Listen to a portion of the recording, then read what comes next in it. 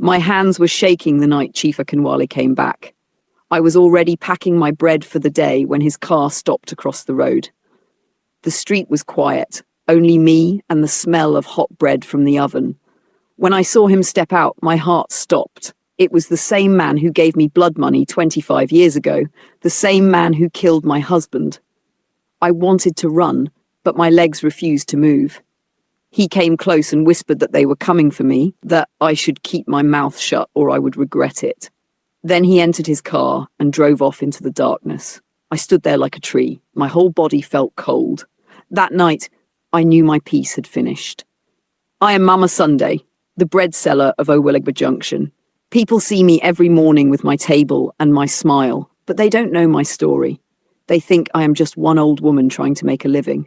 They don't know that every loaf I sell carries a memory I am trying to forget. My husband, Kunle, died when I was just 30. He was a union man who always shouted about justice and workers' rights. That day he left home with anger on his face. I begged him not to go for the meeting, but he said he had to fight for the people. By night, they brought his body back with 2 others. They said it was an accident, but I saw the truth. I saw the men in black cars chase them off the road.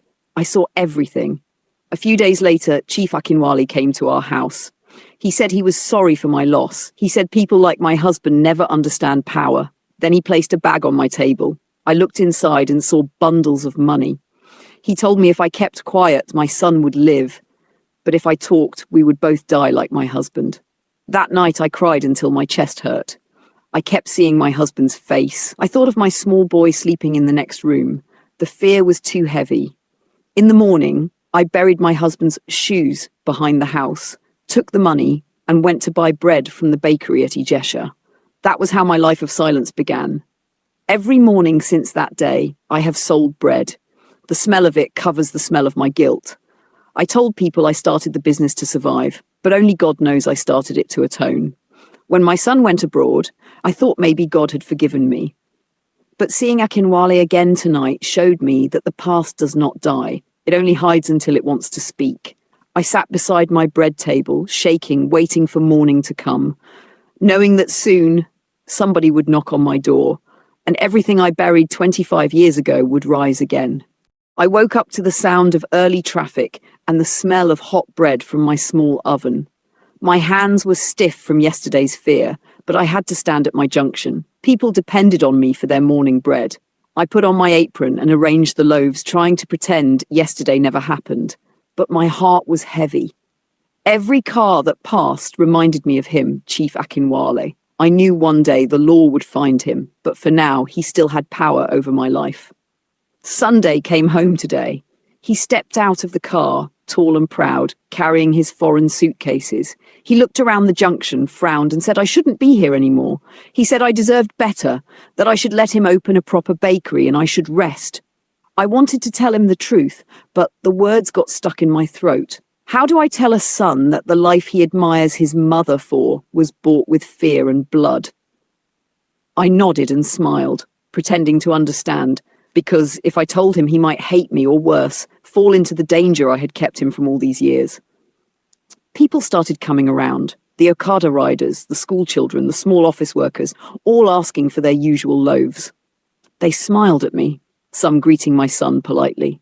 Sunday was still angry, speaking about moving me indoors, giving me a brand new bakery. He did not know the heavy secret I carried. I wondered if I could ever let him know and still live. Maybe he would never forgive me. Maybe he would leave and never come back. By noon, the sun was hot and my back ached. I served a young man who always buys bread for his sick mother. When I handed him the loaf, I remembered the day I bought my first bread batch from Ijesha market with Akinwale's money. I had felt like I was stealing happiness that did not belong to me. Every customer since then, unknowingly, had been eating the result of that fear.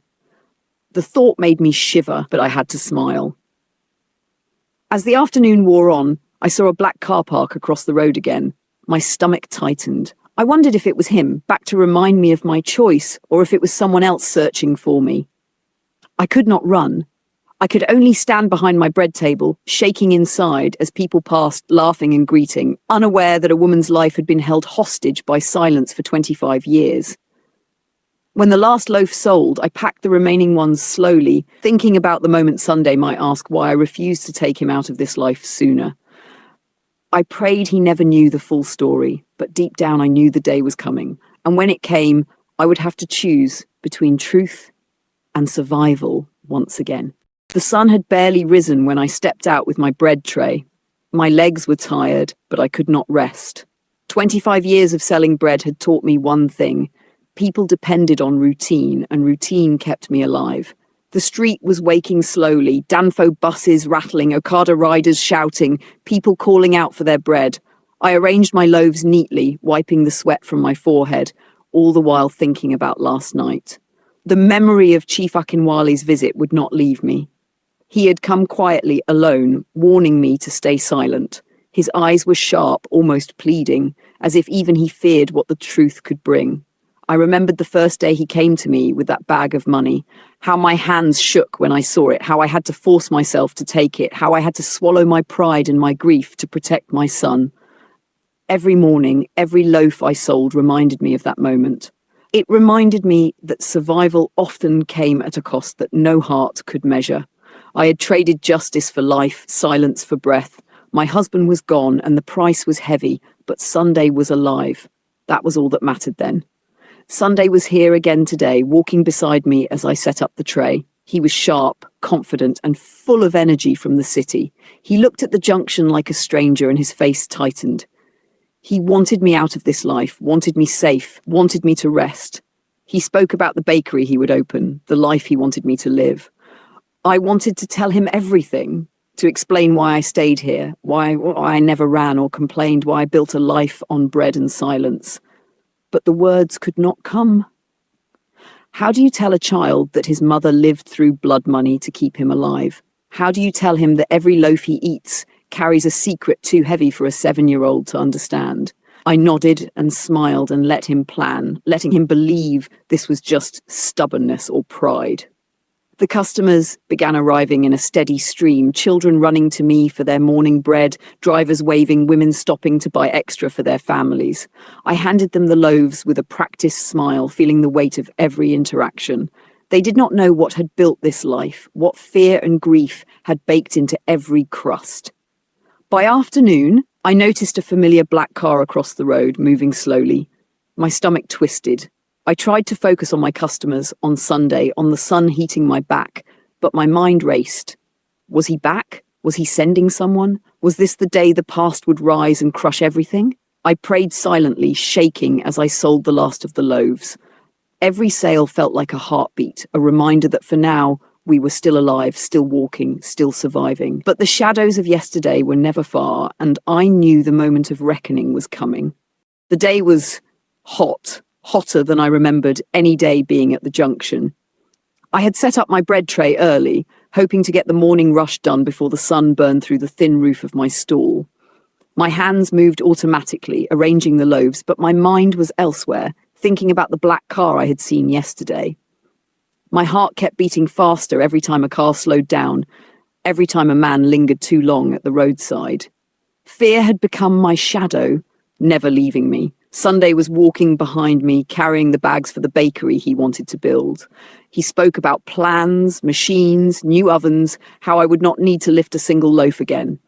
I smiled, letting him talk, letting him believe he was saving me from this life. He did not know that the bread was my punishment, my confession, my penance.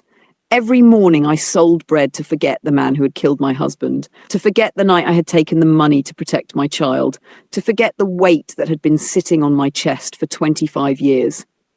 The customers came, as they always did, women buying 2 loaves for breakfast, Okada riders laughing and waving, school children running with coins in their hands. I handed them bread, smiled and made small talk, all the while feeling the old fear tighten inside me. Each loaf sold was a reminder that life went on, that survival was bitter and sweet, all at once. By midday, the street was crowded and I saw a familiar face across the road. My stomach twisted. It was not the black car this time, but a man in a grey suit, looking around as if he were waiting for someone.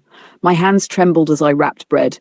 I prayed silently, asking God to protect Sunday, asking God to keep him away from the danger I had lived under for so long. I could not run. I could not leave. I could only sell the bread and hope that my past stayed buried. When Sunday left for a meeting, I stayed behind, watching the street, feeling the sweat run down my back. My thoughts returned to Chief Akinwale, to the money he had given me, to the secret I had carried all these years. I had protected Sunday with lies and fear, and now the truth threatened to rise. The man in grey approached slowly, holding a notebook and a pen. I knew who he was, why he was here, and I felt the old terror mix with a strange sense of inevitability. The past was catching up, and I had no choice but to face it, to tell the story I had buried under 25 years of bread and silence. I held my apron tighter, looking down at my loaves, thinking that maybe survival was not about running or hiding. Maybe survival was about finally standing and letting the world know why I had done what I did, why I had lived through fear, and why I had never let my son taste it. Today I would start to tell the truth. I could hear my own heartbeat as I sat behind the bread tray, the morning sun burning through the thin corrugated roof. The street was waking, but it felt empty around me. The loaves I had baked smelled warm and sweet, but I could not taste the comfort they usually brought. Today was different. Today I would tell Sunday everything. Today the secret that had weighed on me for 25 years would finally come out. He arrived early, before the customers, and I saw the tension in his shoulders. His eyes searched mine as if he already knew I'd been keeping something from him. I took a deep breath, trying to steady myself.